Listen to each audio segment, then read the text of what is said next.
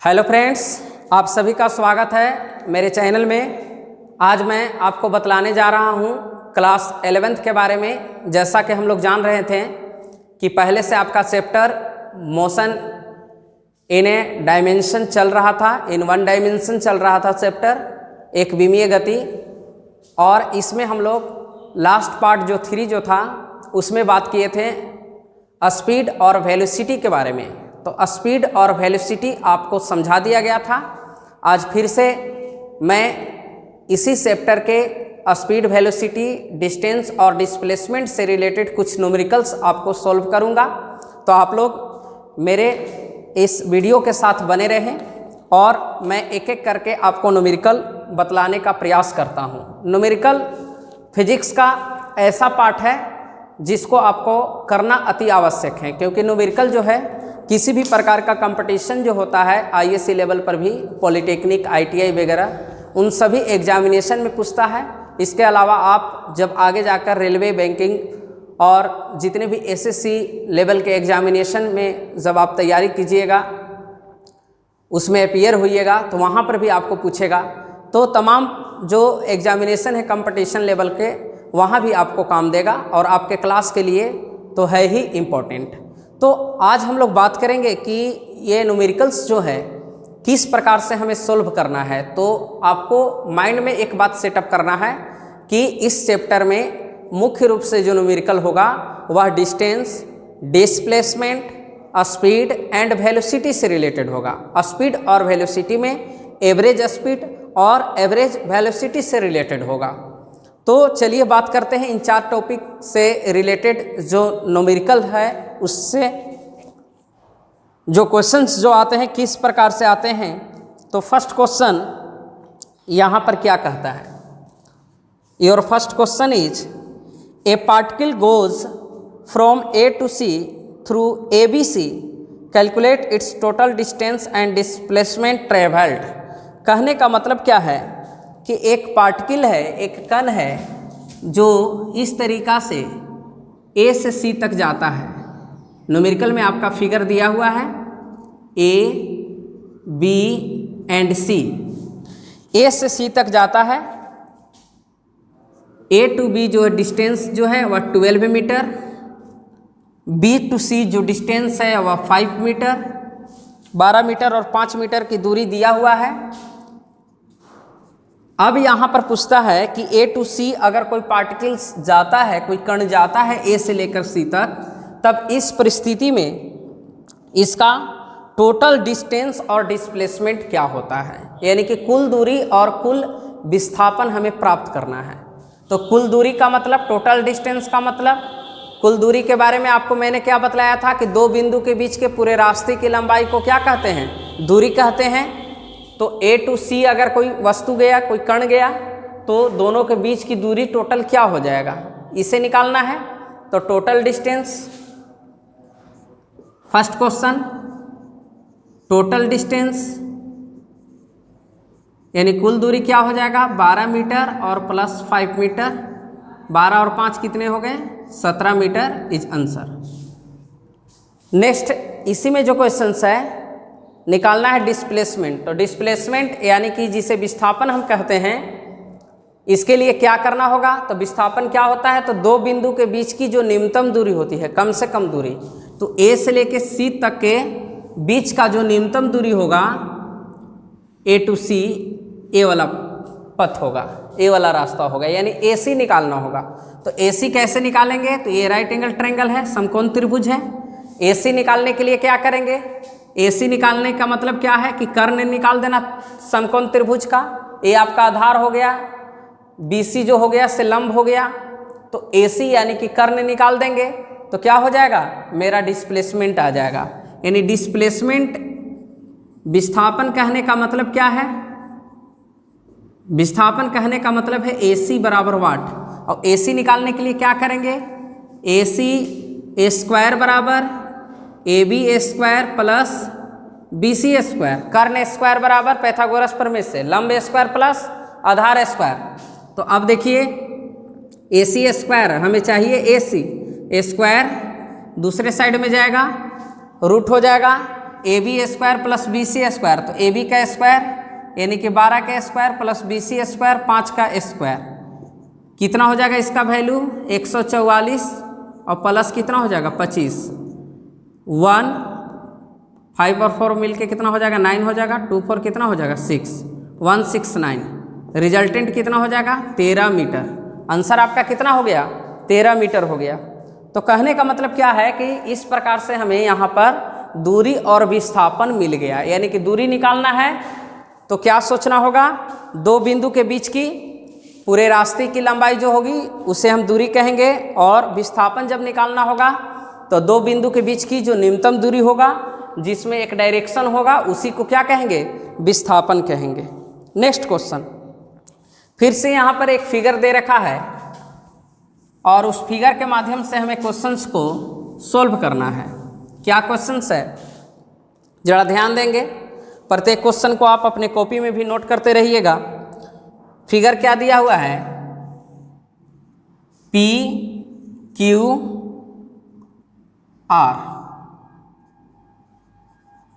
PQ का value जो है 21 मीटर 21 मीटर है, Q से R तक का जो वैल्यू है 20 मीटर है। इसे और आप बढ़ा सकते हैं। इस परिस्थिति में कह रहा है कि ए particle goes from P to R, P to R कोई पार्टिकल्स जाता है थ्रू PQR इन 10 सेकेंड। कह रहा है कि P से R तक जाता है PQR के थ्रू, मतलब P से Q और Q से R तक कितने देर में जाता है, 10 सेकेंड में जाता है। Calculate its average speed and average velocity, इसका एवरेज स्पीड निकालना है और एवरेज वेलोसिटी निकालना है। तो देखिए एवरेज स्पीड यानी कि क्या, औसत चाल। औसत चाल का मतलब क्या होता है, कुल दूरी और बटा में क्या होता है, कुल समय।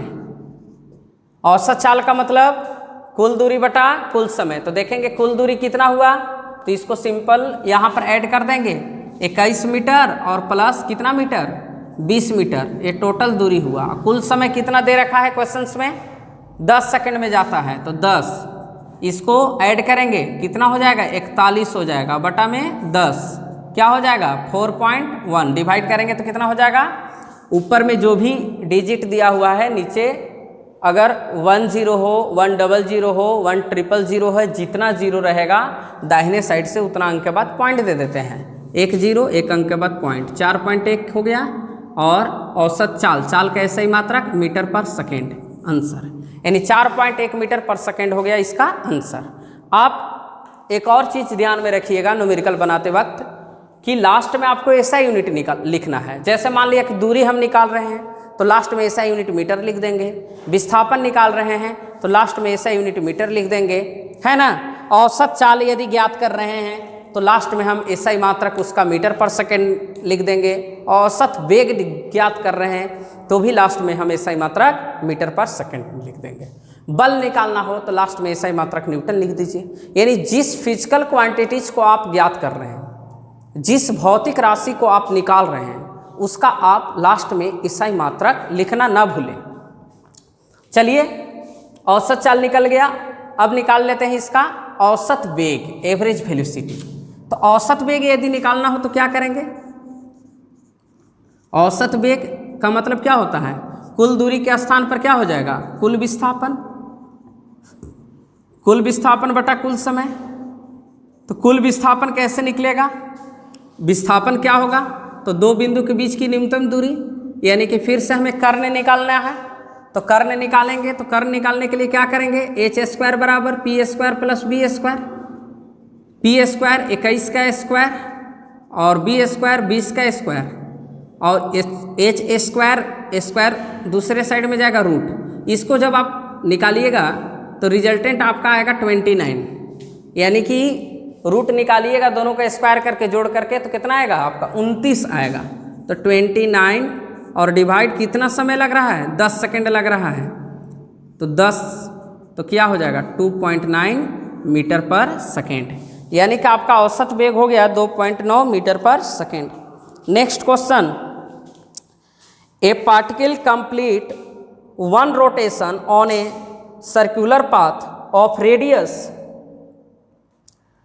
14 meter in 2 seconds, calculate its average speed and average velocity। देखिए अब अबर में जो है क्वेश्चन वह ब्रीथ से रिलेटेड हो गया।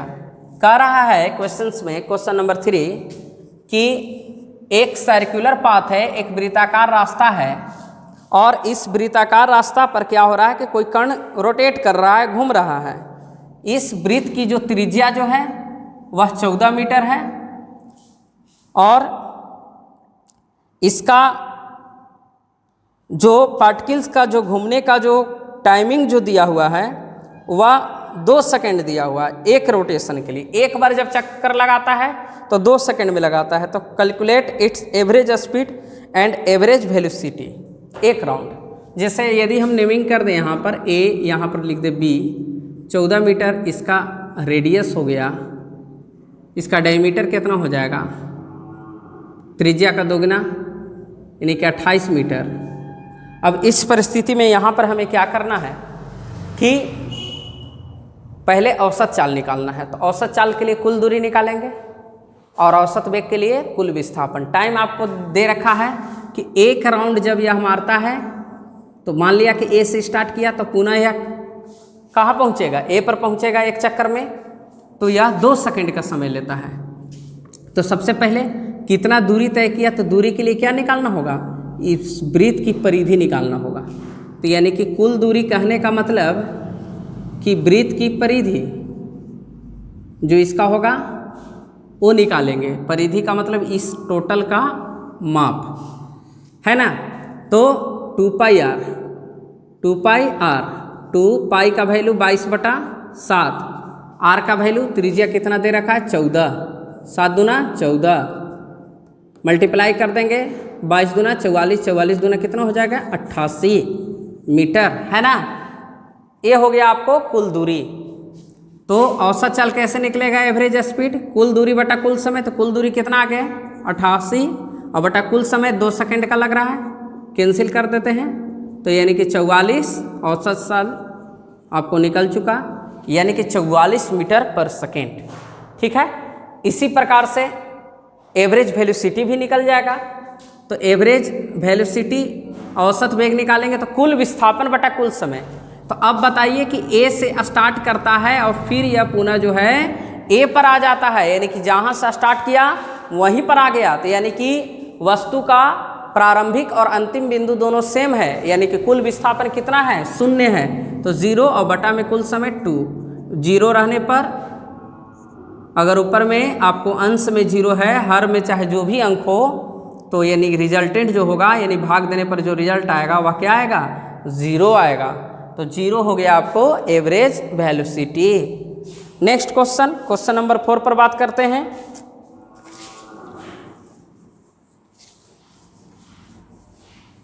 किसी भी प्रकार का अगर आपको समस्या हो रहा हो तो आप कमेंट बॉक्स में लिखकर बताएं। Next question, a particles move with constant speed 20 metre per second for 10 second, then after it moves with constant speed 10 metre per second for 15 second, calculate its average speed. यहाँ पर क्या कह रहा है कि एक पार्टिकल से एक कण है और उसका कांस्टेंट स्पीड जो है, स्पीड दिया हुआ है यानी उसकी चाल दिया हुआ है, और एवरेज स्पीड हमें ज्ञात करना है। तो 20 मीटर पर सेकेंड के हिसाब से चल रहा है 10 सेकेंड के लिए, यानी कि जब यह 20 मीटर पर सेकेंड के हिसाब से चलता है कितने टाइम के लिए, तो यह चलता है आपको 10 सेकेंड के लिए। ठीक है, और बाद में फिर से यह 10 मीटर पर सेकेंड के हिसाब से चलता है, V2 10 मीटर पर सेकेंड के हिसाब से चलता है, और यह चलता है 15 सेकेंड के लिए। कितने सेकेंड के लिए चलता है 15 सेकेंड के लिए चलता है। तब इस परिस्थिति में क्या करना है कि एवरेज स्पीड ज्ञात करना है, यानी कि एवरेज स्पीड यानी कि औसत चाल आपको ज्ञात करना है। तो औसत चाल के लिए क्या फार्मूला है, औसत चाल के लिए फार्मूला है कुल दूरी बटा कुल समय आपको मालूम है, फर्स्ट इस सिचुएशन में कुल समय कितना है 10 सेकेंड, सेकेंड में 15 सेकेंड, दोनों को ऐड कर दिया कुल समय, परंतु कुल दूरी आपको नहीं मालूम है। तो दूरी निकालने के लिए क्या करेंगे, अब यहाँ पर दूरी बराबर क्या होता है सूत्र, दूरी बराबर होते हैं चाल गुने समय। तो यदि दूरी को S1 S2 मान लिया जाए तो आप S1 बराबर लिख सकते हैं, चाल इसका है V1 इंटू समय T1। तो क्या हो जाएगा, V1 का वैल्यू 20, T1 का वैल्यू 10, कितने मीटर हो गए 200 मीटर। इसके लिए क्या हो जाएगा, S2 बराबर V2 इंटू T2, दूरी बराबर चाल गुने समय, तो V2 10, समय कितना है 15, कितना हो गया 150 मीटर हो गए, है ना। यानी कि कुल दूरी हमें आ गया, कुल दूरी कितना आ गया 200 मीटर केस फर्स्ट में पहली स्थिति में, और 150 मीटर केस सेकेंड में दूसरी स्थिति में। दोनों को ऐड करते हैं 200 प्लस 150 और डिवाइड, कुल समय कितना है T1 प्लस T2 यानी 10 और प्लस 15 सेकेंड, दोनों को ऐड करते हैं कितना आ जाएगा 350, इसको ऐड करते हैं कितना आ जाएगा 25 आ जाएगा। अब कैंसिल करने के लिए आपके ऊपर है कि आप किस ढंग से इसको कैंसिल करते हैं, है ना। मान लिया जाए कि यदि आप कैंसिल करते हैं 5 से तो 5 सते 35 70, 5 से 5 बार में, फिर इसको कैंसिल कीजिए 5 से 1 बार में 2 बचेगा, 5 कम 5, 7 में से 5 गए 2, 5 के 20, यानी कि टोटल कितना आ गया 14 आ गया। यानी कि अब आपको आ गया यहाँ पर रिजल्ट 14 मीटर पर सेकेंड, यह हो गया आपको एवरेज स्पीड। इसी प्रकार से हम लोग निकालेंगे नेक्स्ट क्वेश्चन को। आप इसका स्क्रीनशॉट ले सकते हैं, आप इसका स्क्रीनशॉट ले लीजिए।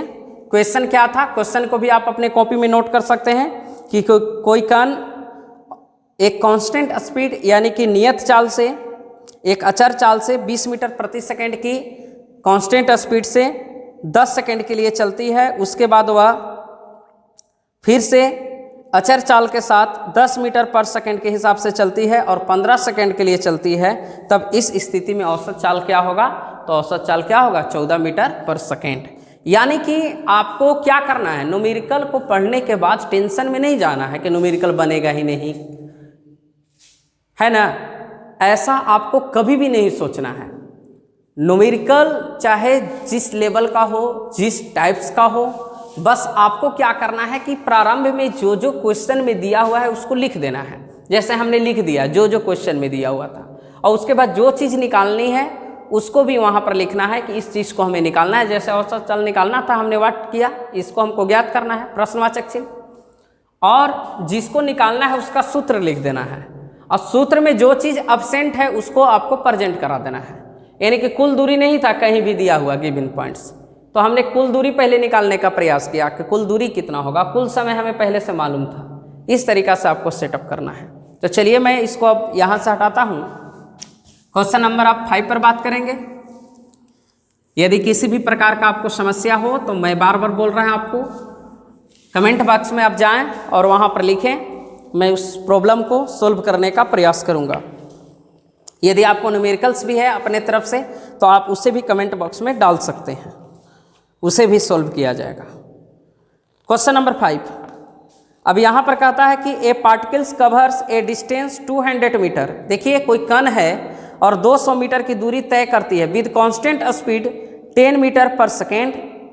200 मीटर की दूरी कोई कण तय करती है कितनी चाल से, तो 10 मीटर पर सेकेंड के चाल से। Then after it covers 200 metre in 5 second, और फिर से वह कण जो है 200 मीटर की दूरी 5 सेकेंड में तय कर लेती है, तो कैलकुलेट इट्स एवरेज स्पीड, तब इसकी औसत चाल क्या होगी। देखिए समझने वाली बात है। प्रारंभ में 200 मीटर की दूरी, चलिए गिवन पहले हम लिख देते हैं यहाँ पर। क्वेश्चन नंबर 5 सॉल्यूशन गिवन है ना। प्रारंभ में जो है 200 मीटर की दूरी S1 बराबर 200 मीटर कितनी देर में तय करती है, तो 10 सेकंड में तय करती है। 10 सेकंड में तय कर ली। फिर से वह 200 मीटर की दूरी कितनी देर में तय करती है, 5 सेकंड में तय करती है। तब कह रहा है एवरेज स्पीड यानी कि औसत चाल क्या होगा, तो औसत चाल में क्या होता है? कुल दूरी बटा कुल समय। औसत चाल में क्या होता है? कुल दूरी बटा कुल समय। तो एवरेज स्पीड बराबर कुल दूरी यानी S1 प्लस S2 और कुल समय T1 प्लस T2। तो कुल दूरी कितना हो जाएगा? 200 प्लस 200 400 और कुल समय कितना होगा? 10 और 5 कितना हो जाएगा? 15, है ना। इस तरीका से तो 10 सेकेंड और फिर 5 सेकेंड लेता था, 10 सेकेंड और 5 सेकेंड। तो कैलकुलेट इट्स एवरेज स्पीड यानी औसत चाल। तो औसत चाल निकालने के लिए इसको यहाँ पर क्या कर देंगे? भाग दे देंगे। भाग देने पर रिजल्ट कितना आ रहा है इसको चेक कर लिया जाए। अगर 5 से हम कैंसिल करते हैं तो 5 से कितना बार कटेगा? पहले 80 बार में, 5 3 15। 3 से कितने बार में कटेंगे? यानी कि पॉइंट में जाने वाला है 80/3 मीटर पर सेकेंड, है ना। यानी कि क्वेश्चंस को फिर से समझिए आप। कहता है कि कोई कण 200 मीटर की दूरी 10 मीटर पर सेकेंड के हिसाब से तय करती है और फिर से यह 200 मीटर की दूरी 5 सेकेंड में तय कर लेती है, तब इसकी औसत चाल क्या होगी, है ना। तो औसत चाल निकालने के लिए क्या किया जाता है? कुल दूरी बटा कुल समय। यानी कि कुल समय कितना लगा? तो पहला 200 मीटर की दूरी तय करने में 10 सेकेंड लगा और दूसरी बार में 200 मीटर की दूरी तय करने में इसको 5 सेकेंड का समय लगा। तो कुल समय कितना हो गया? 10 और 5 कितना हो गया? 15 सेकेंड हो गया। कुल दूरी कितना हो गया? 200 मीटर और प्लस 200 मीटर कितना हो गया? 400 मीटर। जो रिजल्ट आया उसको कैंसिल करके यहाँ पर लिख दिया गया। क्लियर। अब नेक्स्ट क्वेश्चन पर बात करते हैं। नेक्स्ट क्वेश्चन इसका रिजल्ट क्या आएगा? A particles moves with constant speed 20 metre per second for 5 second, then after it covers a distance 200 metre with constant speed 10 metre per second, calculate its average speed. अब यहाँ पर क्या कर रहा है? नेक्स्ट क्वेश्चन नंबर अगर हम 6 की बात करते हैं तो क्वेश्चन नंबर 6 में क्या कहता है कि कोई कण जो है कांस्टेंट स्पीड से चल रहा है। अब V1 दिया हुआ है इसका 20 मीटर पर सेकेंड और चलता है कितने देर के लिए? ये चलता है आपको 5 सेकेंड के लिए। T1 बराबर 5 सेकेंड। फिर से देखा जाए नेक्स्ट टाइम में क्या करता है कि 200 मीटर की दूरी तय करता है, यानी कि S दिया हुआ है 200 मीटर और कितने स्पीड से चलता है? V2 10 मीटर पर सेकेंड के हिसाब से यह आगे बढ़ता है। तो एवरेज स्पीड निकालना है। एवरेज स्पीड के लिए क्या कर रहे हैं? कुल दूरी बटा कुल समय। कुल दूरी आपको मालूम है? तो नहीं मालूम है, केवल आपको मालूम है कि 200 मीटर की दूरी इतना चाल से चलता है और कुल समय भी आपको नहीं मालूम है। तो देखिए इसमें चाल दिया हुआ है, समय दिया हुआ है। दूरी निकाल लेते हैं, S1 निकाल लेते हैं या S डैश इसका नाम दे देते हैं। तो दूरी बराबर क्या हो गया? चाल गुने समय। तो V1 इंटू T1, इसको S1 नाम दे दे, ज़्यादा बेहतर होगा। यहाँ V2 है, इसको S2 लिख देते हैं। तो V1 का मान कितना है? 20 इंटू T1 5, कितना हो गया?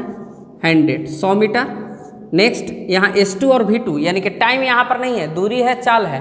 तो समय निकाल लेंगे। समय बराबर क्या होता है? दूरी बटा चाल। तो T2 T1 मालूम है, T2 S2 V2। S2 का वैल्यू कितना है? 200 और बटे में V2 का वैल्यू कितना है? 10। कैंसिल, कितना आ गया? 20 सेकेंड आ गया, क्योंकि आप क्या निकाले हैं? समय निकाले हैं। अब देखिए एवरेज स्पीड क्या है, कैसे निकलेगा? कुल दूरी बटा कुल समय। तो कुल दूरी कितना हो गया? कुल दूरी S1 और प्लस S2 कुल समय T1 प्लस T2। कुल दूरी कितना हो गया? 200, 100 और प्लस S1 का वैल्यू, S2 का वैल्यू कितना हो गया? 200 डिवाइड कुल समय कितना हो गया? T1 का मान कितना है? 5। T2 का मान कितना है? कितना आया है निकालने पर? 20। 200 और 100 मिलकर कितने हो गए? 300। 20 और 5 कितना हो गए? 25 हो गए। 25 से अगर इसमें भाग देते हैं तो कितने बार में कैंसिल हो जाएगा? पूर्ण रूप से 12 बार में कैंसिल हो जाएगा। तो 12 मीटर पर सेकेंड। मिला लीजिएगा आप इसको, 12 25 60, 0 6, 12 दूना 24 और 6 30, बिल्कुल सही है। अब नेक्स्ट क्वेश्चन पर बात करते हैं। अब यहाँ पर क्या कहता है, a particles goes from A to B on the circular path so in figure in 2 second. कह रहा है कि एक फिगर दिया हुआ है, एक चित्र दिया हुआ है, और एक पार्टिकल्स जो है मूव कर रहा है ए टू सी, सॉरी एक कण जो है ए से सी जाता है, यानी कि एक सर्कुलर पाथ है। इसको मैं हटाता हूँ, आप इसका स्क्रीनशॉट ले सकते हैं। एक कण है और एक वृत्ताकार पथ पर वह मूव कर रहा है, घूम रहा है, रोटेट कर रहा है, जो भी आप कह सकते हैं। इस तरीका से A D C B O, इसका रेडियस दिया हुआ है 14 मीटर। अब देखिए इस तरीका से फिगर दिया हुआ है। अब कह रहा है particles move with constant speed 20 metre per second. 20 metre per second के हिसाब से यह मूव करता है और यह 5 सेकेंड में जाता है। कितने सेकेंड में जाता है? 5 सेकेंड में जाता है। 5 सेकेंड में यह जा रहा है। Then after it covers distance 200 metre. 200 metre, बिल्कुल यह क्वेश्चंस जो है रॉन्ग क्वेश्चन हम इसको कह सकते हैं, जो कि बुक में गलत दिया हुआ है।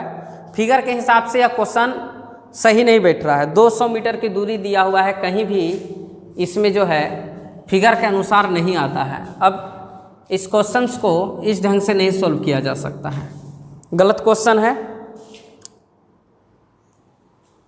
एक सर्किल है, इसका रेडियस 14 मीटर है ना, और इसमें ए बी सी डी 4 बिंदु दिया हुआ है। क्वेश्चंस कहता है कि 20 मीटर पर सेकंड के हिसाब से 5 सेकंड के लिए जा रहा है, बिल्कुल गलत। इस तरीका से क्वेश्चंस नहीं बनेगा।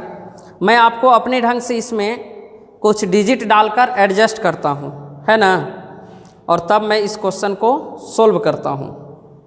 चलिए तो देखते हैं। मान लिया जाए यहाँ पर यदि कहा जाए कि कोई कण इस ढंग से ए से सी तक पहुँचता है और यह मान लिया जाए कि 10 सेकंड में जाता है, टाइम हम दे देते हैं, 10 सेकंड में जाता है, और तब इसका एवरेज स्पीड क्या होगा? क्वेश्चंस बन गया यहाँ पर। तब इसका क्या होगा? एवरेज स्पीड क्या होगा, इसे हमें ज्ञात करना है। तो औसत चाल के लिए क्या निकालेंगे? कुल दूरी, और कुल समय से भाग देंगे। तो कुल समय हमें क्या दिया हुआ है? 10 सेकंड। चलिए 10 सेकंड कुल समय हो गया। कुल दूरी निकालना है, तो कुल दूरी कैसे निकलेगा? ए से लेकर सी के बीच की दूरी कैसे निकलेगा? तो वृत्त की जो परिधि होता है टोटल 2πr होता है, तो हाफ निकालने के लिए क्या करेंगे? 2 से भाग दे देंगे। तो यानी कि 2πr और डिवाइड 2, तो 2π 22/7 ना, और गुने r का मान कितना है? 14 है, और नीचे बटा में क्या होगा? 2 होगा। तो 2πr 22/7 या 2πr निकाल लीजिए, कोई दिक्कत नहीं। 7 दूना 14, 2 दूना 4, 4 दूना 8, 4 दूना 8, 88। 2 से भाग दे देंगे तो कितना आ जाएगा? 44 आ जाएगा। यानी कि 44 मीटर टोटल हो गया आपको परिधि, सॉरी हाफ परिधि जो हुआ ए से सी तक कितना हो गया? 44 मीटर। 44 यहाँ पर लिख देते हैं, तो इसका एवरेज स्पीड निकल जाएगा 4.4 मीटर पर सेकेंड। इस ढंग से नेक्स्ट क्वेश्चन पर बात करते हैं। A particle goes from A to B in 5 second. अब देखिए अपने मन से यहाँ पर कोई डायग्राम नहीं है। ए टू बी एक स्ट्रेट पाथ लेते हैं हम। एक पार्टिकल्स है, एक कण है, ए टू बी जाता है, या मान लिया जाए कि 5 सेकेंड में जाता है। आप अपने मन से डिजिट डाल सकते हैं। न्यूमेरिकल्स में क्या होता है कि अलग अलग किताब में अलग अलग प्रकार के जो है कि अंक डाले हुए रहेंगे, तो आपको कन्फ्यूज नहीं होना है इसमें। मान लिया 5 सेकेंड, कोई 2 सेकेंड, कोई 4 सेकेंड, कोई 20 सेकेंड, इस तरीक़ा से हम यहाँ पर 5 सेकेंड ले लिए। ए से बी तक जाता है। अब जो है ए टू बी जाने के क्रम में यहाँ पर यदि टोटल डिस्टेंस नहीं दिया हुआ है तो अपने मन से हम लेट कर सकते हैं यहाँ पर कि x टोटल डिस्टेंस होगा। हाँ, परंतु उस वस्तु का स्पीड यहाँ पर दिया हुआ है कि एक वस्तु ए से बी तक 5 सेकंड में 10 मीटर पर सेकंड के हिसाब से जाती है। कितने हिसाब से जाती है? 10 मीटर पर सेकंड के हिसाब से जाती है। कहाँ तक? ए से लेके बी तक, है ना। जबकि यहाँ पर हमें डिस्टेंस मालूम नहीं है। फिर से यह वस्तु जो है, मान लिया जाए कि जितना दूरी दिया हुआ है इसका दोगुना दूरी 10 सेकंड में जाती है। दोगुना दूरी कहने का मतलब x है, तो इसका दोगुना कितना लिख देंगे? 2x। और मान लिया इसका नाम दे दिया c तक लास्ट पहुंचा। कितने देर में पहुंचा? 10 सेकंड में पहुंचा। ठीक है, 10 सेकंड में जाता है। और कितने स्पीड से जाता है? मान लिया जाए कि इसका स्पीड है 5 मीटर पर सेकंड के हिसाब से जाता है। अब इस स्थिति में अगर हमें प्राप्त करना हो कि औसत चाल क्या होगा, तो इजी है। एवरेज स्पीड निकालने के लिए क्या करेंगे? कुल दूरी बटा कुल समय। अब हमें कुल दूरी नहीं मालूम है, तो x और 2x का मान निकाल लेंगे। जैसे मान लिया कि टाइम दिया हुआ है और स्पीड दिया हुआ है, तो क्या निकल जाएगा? आपको दूरी निकल जाएगा। दूरी बराबर क्या होता है? चाल गुने समय।